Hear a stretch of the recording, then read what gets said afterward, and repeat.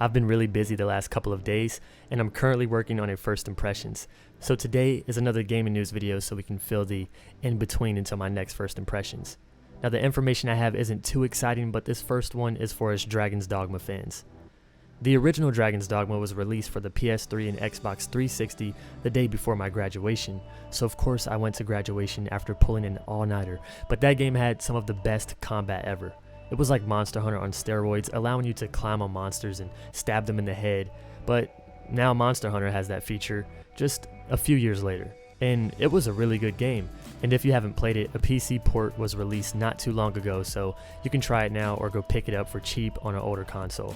Now you guys may have heard of the Japanese MMO version, Dragon's Dogma Online, which I have played, and thinking about it now, maybe I should do a first impressions on it. But recently, the director of DDO mentioned that he wants to expand overseas after a solid foundation in Japan is established. Now this information comes from MMO site and Steparu, who has covered this game a ton, so I'll link Steparu's DDO playlist here in an annotation and in the description if you guys want to see some gameplay. It does require a VPN, but it's free and the game runs extremely smooth.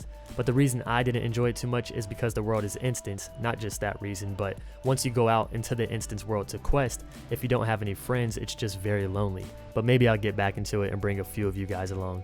Next, let's talk about Weapons of Mythology. Honestly, yes, this game looks very generic. The graphics aren't that great either. I think it's an old game as well, but it's now in closed beta 1, and I spent this morning trying to record a first impressions, but I can't even get into the damn game. Setting up an account was hard as well, as the register button didn't work, and the names that I entered when trying to register with different accounts became taken, and it never sent me to the next page to actually set my password. So when I create another account trying to use a previous name that I tried, it's like, no, this name's taken. Well, how's it taken if I never actually created the account? IDC, your site is pretty shitty. Now once downloading the game, it won't even launch and it keeps giving me a crash message, so maybe I won't be able to play, and it kinda sucks. But I spoke about this game a long time ago, and because one of the companies I'm partnered with told me they have some info on a game that we'll be releasing later, and that was months ago, this is that game, but really it doesn't look too special. But who knows though, maybe one of you guys will get into one of the upcoming betas, or I'll finally get to play and the game might actually be good. I won't judge it too much just yet, but IDC, fix your site please. Now before we get into the VR and funny part of this video, let's talk about, well, I won't discuss it too much as I'm not trying to be the next to get sued, but this gaming company is suing 100 Steam users for posting negative reviews on their games. They are seeking the real identities of these users and asking for $18 million for personal injury. They're even suing Jim Sterling, dude. This is like me suing one of you guys in the comment section for telling me I sound like an edgy piece of shit. It's insane. So I'll link this article in the description, but I just can't believe this. So now let's talk about VR. Honestly, I'm not too hyped about it. I do love horror games. I love them so much. So VR horror games, hell yes. Give me a heart attack, please. But with like MMOs and stuff, I'm just not too hyped about VR. And with the current price of VR, I just can't see it becoming a popular thing. Maybe once they are more affordable and the games get better, we'll see our first Sword Art or Log Horizon VR MMORPG, but until then, I can't see VR being a hit anytime soon, especially in the MMORPG community. But Resident Evil 7 is going to be for the VR, and I love the Resident Evil series. Though I feel in its recent years, it's gotten worse and worse by becoming more action and less scary. Now with 7, oh my, they are going back to their roots, survival horror. This game actually looks scary, but what's driving me nuts is that this first person camera just doesn't feel Resident Evil. So I'm going to buy it, I'm going to play the hell out of it, but I'd feel better if they called it something else, a different game or Resident Evil spin-off, not Resident Evil 7, because when I think of 7, I think of another third person like 4, 5, 6, but praying it will be set in a unique place with every zombie and their mom not having a machine gun and rocket launcher, and turning this into the next Call of Duty. But whatever, this game looks good, and I hear a new demo came out, so maybe I'll stream it and post my playthrough here if you guys want to see that on the channel. Now this brings me to the more interesting VR games. We got a game called Summer Lessons coming out in Japan. It's Bandai's PlayStation VR exclusive where you interact with a schoolgirl, or schoolgirls. It's also made by the team behind Tekken, so wow. But it's first person of course, and you have to help 2 different schoolgirls. One that speaks Japanese and one that speaks English.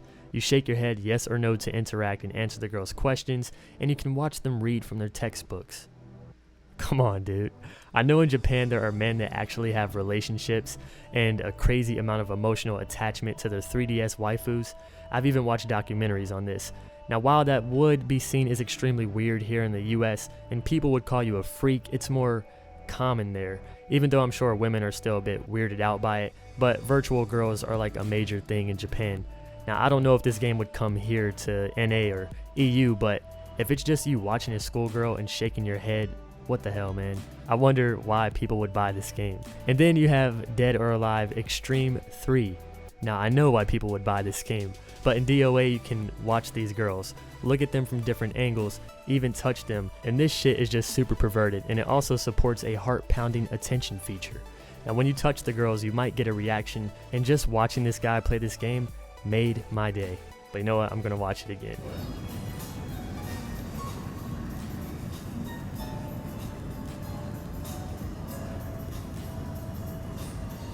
Just imagine walking in on one of your family members or friends playing this game and they don't expect you to walk in, so they're just like moving their head around and shit. So that wraps up this video.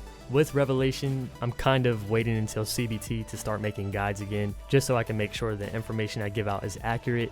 So if you guys would like to see Revelation gameplay, come by my stream, and I usually stream about 5 times a week, but my schedule has changed recently, and now I start at 7 p.m. EST instead of 8:30. I also have a new tiers currency in my stream, so for every 5 minutes you stay on my channel, you get a tier. Now this will only work when I'm online, so if you tap me up right now, it's not going to work. In the future, I'll do giveaways on PC parts, Cryy swag, and more that you can purchase raffle tickets or giveaway entries with these tiers. Now you don't have to interact to gain these tiers, so just keeping my channel tabbed up gives them to you. Now this is my way of giving you guys something for sticking around and keeping me tabbed up, which helps me with stats but also with getting discovered on Twitch. So you can still support even if you're AFK and get rewarded for it. I'm going to try with this weapons game to make a first impressions, but so far it doesn't seem like it's working out, so we'll see. Let me know what you guys think about these topics. I'll catch you in the next one. See you soon, friends.